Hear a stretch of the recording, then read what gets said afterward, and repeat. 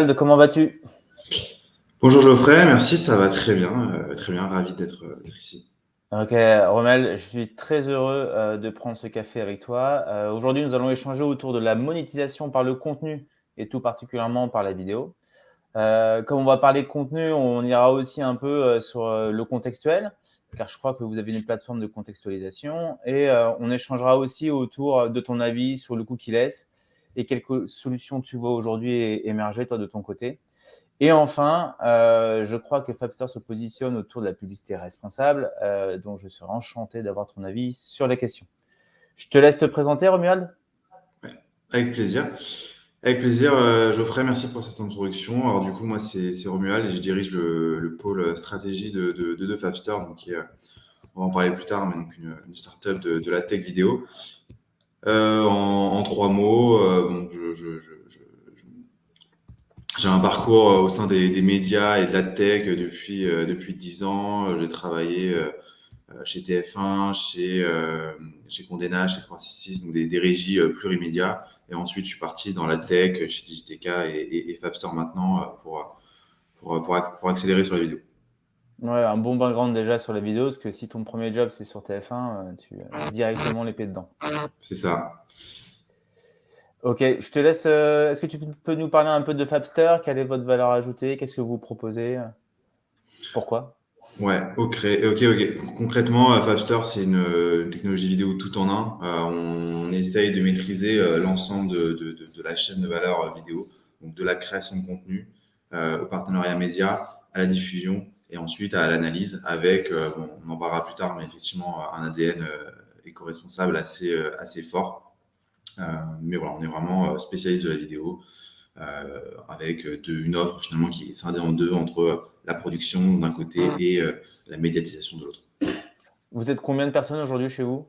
Aujourd'hui, c'est à peu près 20 personnes réparties un peu en deux groupes entre Montpellier et Paris. C'est une startup de Montpellier avec tout ce qui est notamment tech, publishing, production à Montpellier et l'aspect D'accord. médiatisation à Paris avec le pôle sales. Ok, donc toute la partie production, en fait, elle est à Montpellier, c'est ça? C'est ça. C'est ça. Donc, Ok. on a vraiment un studio avec des monteurs, des producteurs qui vont venir créer du contenu, alors essentiellement du contenu froid en permanence. Alors, une équipe qui est à Montpellier, mais qui peut aussi se déplacer. On est mobile pour aller faire des captations. Mais on va être capable vraiment de faire l'ensemble de la chaîne. On ne dépend pas de producteurs tiers. On va pas récupérer des sources ailleurs. On va vraiment de la captation jusqu'à la production finale. Ok. Donc, si j'ai bien compris, ce que vous faites chez Fabster, c'est que vous allez produire des vidéos et vous allez mettre à disposition à des éditeurs et vous allez devenir la régie, en fait, de ces vidéos que vous avez mis à disposition. Exactement. Ok. C'est exactement ça. Et entre les deux, bah, on a une technologie de diffusion qui est un player vidéo contextuel qui nous permet bah, de diffuser de manière pertinente, de maîtriser finalement l'environnement de diffusion au-delà du média. Parce qu'on sait que d'avoir du volume en vidéo, c'est assez facile. Maintenant, d'avoir un volume qui soit maîtrisé, c'est plus compliqué. D'accord. Donc, la bonne vidéo, pardon, la bonne vidéo de diffusion dans le bon contenu. Et après, donc comment ça fonctionne? Vous avez un système de contextualisation type NLP comme nous ou comme d'autres acteurs? Ouais, bon, je vais pas donner toute la recette, Toute la mais recette, ouais. effectivement, on a notre petite tambouille interne qui permet bah, justement d'assurer une bonne maîtrise. Il y a de l'analyse sémantique, mais il y a aussi d'autres choses. Il y a plusieurs regroupements qui vont être faits en interne pour être au plus près possible. Il y a aussi un système de scoring en fonction des performances, en fonction bah, des vidéos qui ont été vues sur les dernières 24 heures, celles qui ont le mieux marché. On essaie aussi bah, de changer finalement, d'adapter en fonction de la personne la vidéo pour pas que ce soit toujours la même qui soit vue. Voilà. Mhm. Il y a plusieurs ingrédients qui font on a quelque chose d'assez intéressant. Après, on doit encore et on va le modifier pour que ce soit toujours plus pertinent. Ok, donc vous allez monétiser le pré-roll, c'est ça? Ou c'est du Ouais, post-roll? C'est que du pré-roll. Ok, que du pré-roll. On n'est pas trop pour comment dire, la saturation publicitaire, surtout qu'en plus notre contenu, on n'est pas un broadcaster, on n'a pas des contenus qui font 2 ou 3 heures. Donc on préfère limiter à un seul placement publicitaire par contenu. Et ça permet d'avoir un engagement qui est un peu plus intéressant. d'accord. Euh, sur- Et sur la monétisation, du coup, vous allez le vendre sur du OpenRTB ou vous allez aussi, enfin, sur du programmatique, vous allez aussi le vendre en direct. Vous faites comment pour la monétisation? Alors les deux, les deux. On a donc l'équipe commerciale à Paris qui est en charge du coup d'évangéliser notre offre auprès de la place parisienne, donc les grandes agences et des annonceurs. Et après, on vend aussi, l'offre est disponible sur les grandes marketplaces, donc on peut nous Ouais, acheter en programmatique, que ce soit en deal ou en open auction. d'accord. Voilà. Et en soi, il y a pas de contrainte particulière, nous, on n'a pas de contre-indication, ça ne nous dérange pas. On suit entre guillemets un peu le marché là-dessus. Voilà. Après, on est sur des dispositifs un peu plus complexes, notamment quand on va intégrer la marque à l'intérieur du processus créatif, parce que, étant donné on a ce studio, on peut faire du placement de produits, des interviews pour des marques, ce genre de choses. Là, on va rentrer dans une logique un peu plus directe. Donc, on va sortir du flux programmatique. Et Ouais. aujourd'hui, si je parle en termes de pourcentage de CA, on va être quand même sur du allez, 70% de programmatique. Ok, d'accord. Quel type de ciblage publicitaire tu vois apparaître, vous, sur vos inventaires? Ça va être du user, ça va être autour du cookie, ça va être du contextuel. Qu'est-ce que vous avez? Alors, bah, c'est vrai que le contexte, c'est quand même ce qui se développe le plus et en tout cas ce qui génère le plus d'attention en ce moment.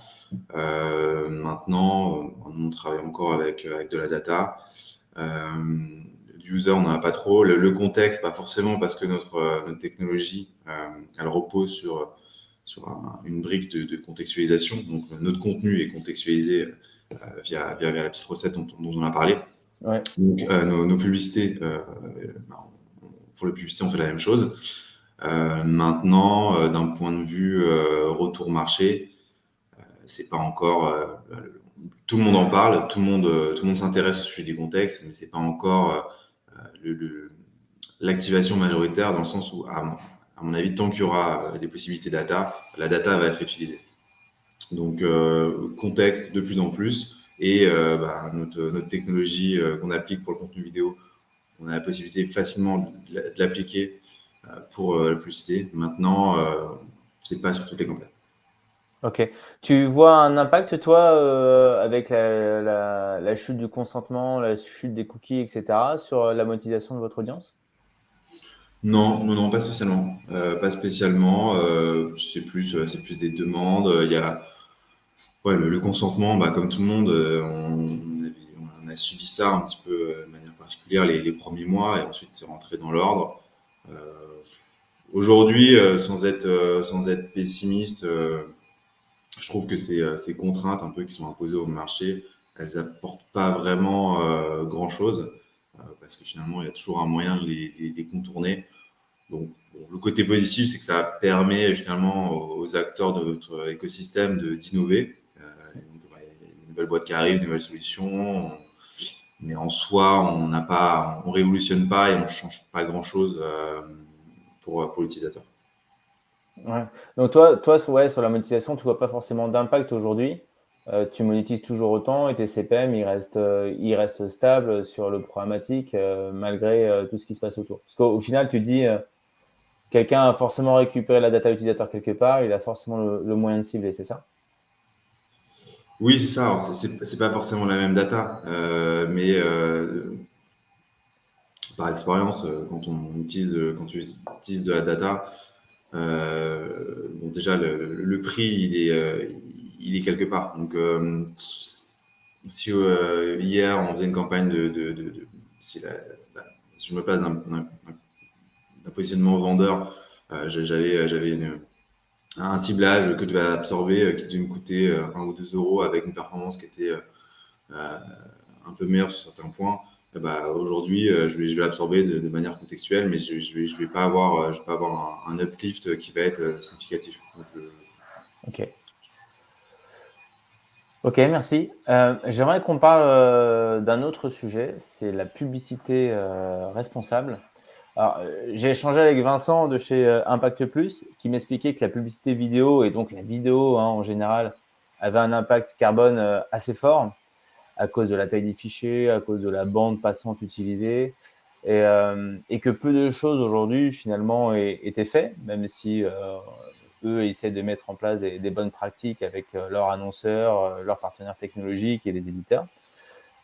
Je crois savoir que c'est un sujet qui vous tient à cœur chez Fabster. Tu peux me partager votre vision? ouais, alors effectivement, c'est vraiment un sujet phare chez nous pour plusieurs raisons. Bon, déjà parce que dans les membres de la direction de Fabster, on a des valeurs qui sont très liées à la RSE. Et ensuite, parce qu'on est une société qui essaye de vivre avec son temps et qu'on part du principe que notre temps, il est compté si on fait rien et que du coup, il faut faire notre part. Et forcément, la communication via différentes voies, elle a un impact qui est non négligeable sur l'environnement. Et donc, on a mis en place différentes briques pour accompagner nos clients à davantage de maîtrise, que ce soit sur l'empreinte carbone, être capable de la mesurer, et ensuite de tendre vers une neutralité carbone, voire d'avoir un impact positif. Ça, c'est vraiment ce qu'on veut essayer de faire, et on veut essayer de faire comprendre aussi que c'est pas forcément très compliqué. Et que nous, d'un point de vue ATech, on peut clairement prendre en charge la plupart des prérequis pour tendre vers une neutralité. Car finalement, si on regarde les investissements publicitaires versus si on, bon, pour rentrer un peu dans le détail, quand on mesure l'empreinte carbone, derrière, on va sortir un bilan avec un ratio coût versus coût CO2 versus empreinte carbone. Et on va se rendre compte que le budget a, enfin, la capacité d'absorber ce budget en soutenant un projet, ça va être relativement réduit. Et donc finalement, on peut totalement devenir neutre ou voir un impact positif. Et l'idée, c'est de transformer finalement une campagne avec un impact négatif en une campagne à un impact positif. Ce qu'on a fait avec un de nos clients, où finalement, voilà, pour prendre un exemple concret, la campagne, euh, elle a engendré sur 3 semaines de campagne l'équivalent d'un trajet Paris-New York en avion. Et en s'associant à un projet de crowdfunding pour faire de la reforestation, eh ben, on a rendu l'équivalent de 10 trajets Paris-New York.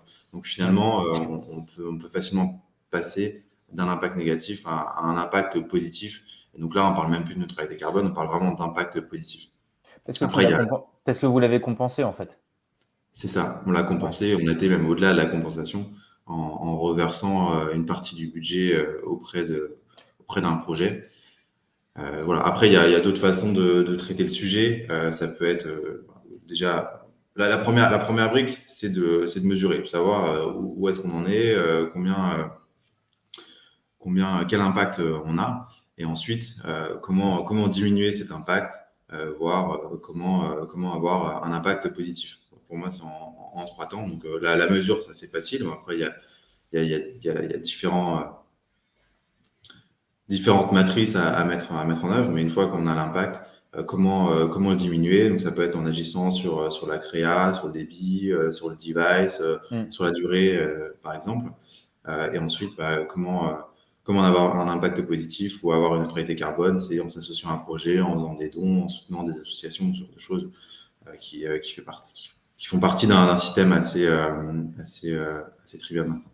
Ok. Donc, tu peux la compenser, tu peux aussi la diminuer techniquement. Et du coup, tu me dis que en fait, la diminuer techniquement, c'est aussi voilà, faire attention à la créa, faire attention si tu fais du Wi-Fi ou si tu fais de la 4G, faire attention à plein de petits capteurs, en fait, de plein de dimensions différentes dans la diffusion de ta campagne pour diminuer l'impact et donc voilà, faire en sorte qu'on ne consomme pas trop de carbone.